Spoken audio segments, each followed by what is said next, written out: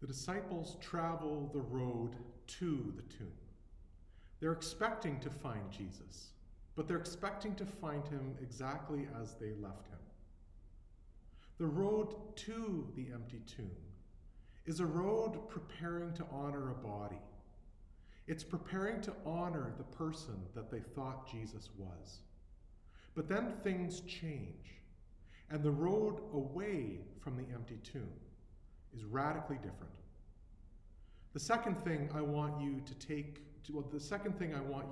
with you this morning is who the disciples became on the road away from the empty tomb. And it begins with this beautiful interaction between Mary and Jesus. Now, this is Mary Magdalene. She is a follower of Jesus. She was delivered from demonic oppression. She traveled with Jesus. She witnessed his death, and she helped to bury him. And Mary is distraught when they arrive at the tomb and they see that the stone has been rolled away, and they look inside and they realize that there is no body that is there. And she cries out to the person that she meets, and she says, "Where have they taken him? Please let me know so that I can properly honor him." You see that this is the last string of hope in Mary's life. This last string of hope was that Mary wanted to honor Jesus. This is the man that she had followed for years. This is the man that had delivered her from demonic oppression. And now there's not even a body. The only answer that she can come up with is that someone must have stolen it. Jesus meets her, and he says to her, "Mary, it's me." And when Mary realizes this, she just falls apart in front of Jesus. She just falls apart. She melts at the feet of Jesus. This is the first person. This is the first follower of Jesus to realize that he is alive. This is the first person to understand everything that Jesus had talked about. The Bible doesn't say much about Mary Magdalene, but she is the first person that understands the blueprint of God. In fact, Mary Magdalene has been called the apostle to the apostles. You know the term apostles. Those were the messengers of Jesus. These were the people that would go on to establish the early church and then bring this gospel message all the way to the world. Well, guess who brings the message to them? It's Mary Magdalene. If you've ever wondered how God regards the marginalized in society, here is a great example. Women in that day carried no status. And yet here's a group of brave women going to do a very important task. And through it all, who does Jesus entrust with the message? Who does Jesus entrust first with the message? Not only a woman, but someone who had been demon oppressed. If there was a totem pole of ancient Hebrew society, she was at the bottom. And now the transformation begins. Now it's the road away from the tomb. After these few interactions of looking for Jesus at the tomb, Mary and the other women, a few disciples who need to go and see for themselves, the Bible never mentions that anyone ever visits the tomb again. It's done. It's over. You know, I'm a huge fan of the Lord of the Rings trilogy, both the books and the movies, and in a very moving scene, Sam is trying to encourage Frodo not to give up. And he reminds Frodo that all of the great stories are all about characters who keep going when it seems too hard. That they all find something to hang on to. Well, Frodo asks him, he says, "And what about us? What do we have to hang on to?" Sam thinks for a moment, and then he responds that there's good in the world, and it's worth fighting for. There's good in the world, and it's worth fighting for. I believe that there's good in the world, and it's worth fighting for. And I believe that God has placed this good within each and every one of us who considers ourselves to be a follower of Jesus Christ. This is the transformation that happens when we encounter the living Jesus. This is what happens to every person who goes looking for Jesus. and finds him. Do you remember that little song we used to sing as kids? This little light of mine, I'm going to let it shine.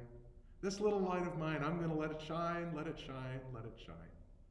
Well, what is it? What is that little light that we carry?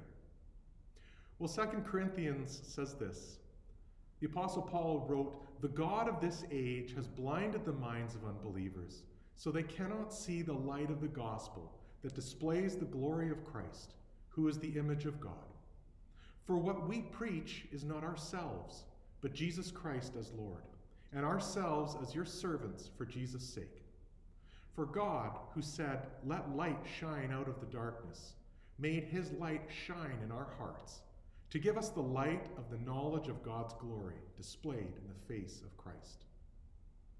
We do not generate our own light, but we reflect the light that has already been given.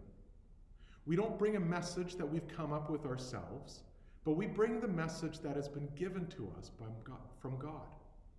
We don't speak in philosophical terms or existential ideas, but we tell about a God who became flesh and made his dwelling among us. When we go looking for Jesus, we find him, and he places his light within us. And so the Apostle Paul starts encouraging the believers that there is a light that pushes back the darkness. And this light is the knowledge of the glory of God.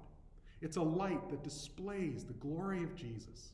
It's a light that's found in Jesus. This is a kind of light that shines in a believer. It's countercultural. It's a light that counteracts darkness. It's a light that drives the darkness away. It's the kind of light that illuminates everything around it. It's the light, the life of Jesus' death and resurrection, a life that can only come from him. It's not a light that's merely adequate to the world around us. It's not a light that's equal to the darkness around us. It's a light that shines in the darkness, and it overwhelms it. You know, I read this wonderful quote this past week. I couldn't find the author's name, but it said this: "I believe in Christianity as I believe the sun has risen, not only because I see it, but because by it I see everything else." This light is a treasure. It is the best that we can give to our world. The reality that the God of the universe, of all creation, is knowable and desires a relationship with us in Jesus. So as I close, can I ask you something? Are we carrying the message of resurrection to our world? Or do we live in disbelief of the words of Jesus? What is the proof we're looking for? The gospel spread not because people read about it. The Bible hadn't been compiled yet. It spread because of the testimony of those whose lives had been transformed by Christ. The man named Jesus, Yeshua actually, is historical fact. Many sources outside the Bible record him and his teachings and his followers and his death. It is recorded history. History also records the beginning of the church, its persecution, and its spread throughout the world. So what happened to a group of followers of Jesus who were hiding in fear on Friday to people who fearlessly gave their lives? Most of them died for their faith to establish the church. What happened? They went looking for Jesus, and when they found him, they carried his light within them. How's your light shining? Maybe the world you live in is a very dark world, and it's easy for people to see the light of Jesus in you. But maybe your world is filled with grays and various shades. Maybe you blend in a little too well into the grays, and you need to let your light shine a little brighter. You know, it should tug at your conscience, and it should also empower your spirit to bring this light into dark places. It shouldn't intimidate you. It should fill you with faith that the God of the universe wants to be seen in you. It should challenge you to find out where God would have you serve, what God would want you to do, and what people God would have you illuminate. Because remember, it's not our light. We're just the reflectors. And we should never feel ashamed of these bodies that God has chosen to display this light in. Remember, the more cracks and openings that you have, the more opportunity God's light has to shine through. If God was only interested in filling us with His Spirit and never having to fill us again, He designed us with perfectly sealed walls. But God's desire is to fill us again and again as we leak out His Spirit to the places we go. The hope of the gospel, the hope of the resurrection, was given to us by witnesses of it. They did not have the Bible. What motivated them and what fueled the early church was the eyewitness testimony. The hope of the gospel that the world needs to see is the testimony that you bring, your story of what God has done in your life. You are a bearer of the message of Jesus.